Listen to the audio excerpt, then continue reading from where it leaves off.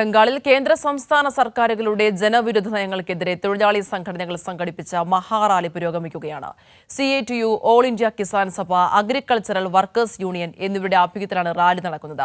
കേന്ദ്രത്തിന്റെ തൊഴിൽ നിയമം പിൻവലിക്കുക, വിലക്കയറ്റം നിയന്ത്രിക്കുക, തൊഴിലാളികൾക്ക് 200 ദിവസത്തെ തൊഴിലുറപ്പ് നൽകുക തുടങ്ങിയ വിവിധ ആവശ്യങ്ങൾ ഉന്നയിച്ചുകൊണ്ടാണ് ഈ ഒരു റാലി സംഘടിപ്പിക്കുന്നത്. അബ്ദുൾ റഷീദ് ചേരുകയാണ്. റഷീദ് സൂചിപ്പിച്ചതുപോലെ തന്നെ വിവിധ ആവശ്യങ്ങൾ ഉന്നയിച്ചുകൊണ്ടാണ് ഈ ഒരു റാലി സംഘടിപ്പിക്കുന്നത്. പതിനായിരങ്ങളാണ് ഈ ഒരു റാലിയിൽ പങ്കെടുക്കുന്നത്. എങ്ങനെയാണ് പുരോഗമിക്കുന്നത്? അതിന് കേന്ദ്ര സർക്കാരിൻ്റെയും മമത സർക്കാരിൻ്റെയും തൊഴിലാളി വിരുദ്ധ ജനവിരുദ്ധ പ്രവർത്തനങ്ങൾക്കെതിരെയാണ് ഇപ്പോൾ വിവിധ തൊഴിലാളി സംഘടനകളുടെ നേതൃത്വത്തിൽ വലിയ പ്രതിഷേധം ഇപ്പോൾ ബംഗാളിലെ കൊൽക്കത്തയിൽ നടന്നുകൊണ്ടിരിക്കുന്നത്. പ്രത്യേകിച്ചും CITU, അതോടൊപ്പം ഓൾ ഇന്ത്യ കിസാൻ സഭ തുടങ്ങി വിവിധ തൊഴിലാളി സംഘടനകളുടെ നേതൃത്വത്തിലാണ് ഇത്തരത്തിലൊരു പ്രതിഷേധം നടന്നുകൊണ്ടിരിക്കുന്നത്. പ്രതിഷേധത്തിൻ്റെ ഭാഗമായി 10,000-കണക്കിന് ആളുകൾ, അതായത് സാധാരണക്കാരും തൊഴിലാളികളുമായിട്ടുള്ള 10,000-കണക്കിന് ആളുകളാണ് ഈ പ്രതിഷേധത്തിൻ്റെ ഭാഗമായിട്ട് എത്തിയിട്ടുള്ളത്. പ്രധാനമായും ഈ തൊഴിലാളി മേഖലകളെ ഒന്നടങ്കം ചൂഷണം ചെയ്യുന്ന കേന്ദ്ര സർക്കാരിൻ്റെ തൊഴിലാളി നിയമം പിൻവലിക്കുക, അതോടൊപ്പം ഈ വിവിധ മേഖലകളിലെ തൊഴിലാളികളുടെ ജീവനും സുരക്ഷയും നൽകുന്ന രീതിയിലുള്ള തൊഴിലാളി നിയമങ്ങൾ കൊണ്ടുവരിക, അത്തരത്തിൽ ഈ കേന്ദ്ര സർക്കാർ കൊണ്ടുവന്നിട്ടുള്ള നിയമങ്ങളിലുള്ള പോരായ്മകളെ പരിഹരിക്കുക തുടങ്ങിയിട്ടുള്ള വിവിധ ആവശ്യങ്ങളാണ് ഇപ്പോൾ സംഘടനകളൊക്കെ തന്നെയും മുന്നോട്ട് വെച്ചിട്ടുള്ളത്. അതേസമയം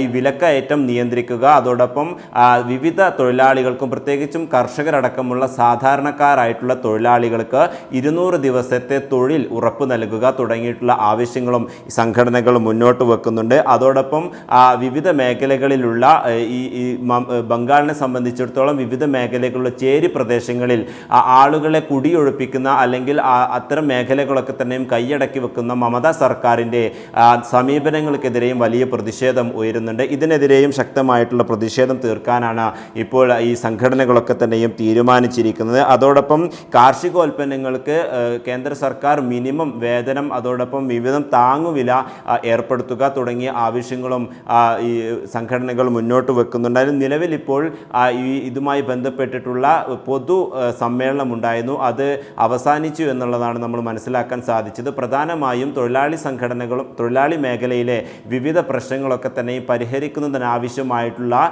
നടപടികൾ കേന്ദ്ര സർക്കാരും മമത സർക്കാരും ഏറ്റെടുക്കണം, അല്ലെങ്കിൽ അത്തരത്തിലുള്ള നടപടികളുമായി മുന്നോട്ട് പോകണം എന്നുള്ള കാര്യമാണ് ഈ തൊഴിലാളി സംഘടനാ നേതാക്കളും അതോടൊപ്പം പ്രവർത്തകരൊക്കെ തന്നെയും മുന്നോട്ട് വെക്കുന്നത്. അതോടൊപ്പം ഈ സംഘർഷങ്ങളിലൂടെ പ്രത്യേകിച്ചും ഈ വഖഫ് ഭേദഗതി നിയമവുമായി ബന്ധപ്പെട്ടിട്ടുള്ള വിവിധ മേഖലകളിൽ മുർഷിദാബാദിലും സംസർഗഞ്ചിലും സൗത്ത് 24 പർഗാനാസിലും അടക്കമുള്ള വിവിധ മേഖലകളിൽ വർഗീയ ധ്രുവീകരണം കൊണ്ടുവരാനുള്ള അല്ലെങ്കിൽ അതിനുള്ള ശ്രമം നടത്തുന്ന മമത BJP സർക്കാരുകളുടെ നയത്തിനെതിരെയും ശക്തമായിട്ടുള്ള പ്രതിഷേധമാണ് ഇന്ന് ഈ കൊൽക്കത്തയിൽ നടന്നിട്ടുള്ളത്. അതോടൊപ്പം RG-കർ ആശുപത്രിയിൽ യുവ ഡോക്ടർ കൊല്ലപ്പെട്ടതുമായി ബന്ധപ്പെട്ട വലിയ പ്രതിഷേധവും ഉയർന്നിട്ടുണ്ട്. ഇത്തരത്തിൽ തൊഴിലാളി മേഖലയിൽ തൊഴിലാളികളും അതോടൊപ്പം തൊഴിലാളി സംഘടനകളും അതോടൊപ്പം വിവിധ ഈ കർഷകരടക്കമുള്ള തൊഴിലാളികൾ നേരിടുന്ന വലിയ പ്രശ്നങ്ങൾക്ക് പരിഹാരം കാണണമെന്ന ആവശ്യമാണ് ഈ വിവിധ സംഘടനകളൊക്കെ തന്നെയും മുന്നോട്ട് വെച്ചിട്ടുള്ളത്. അതിരാ ശരി, വ്യക്തമാണ്. അബ്ദുൾ റഷീദാണ് വിവരങ്ങൾ നൽകിയത്.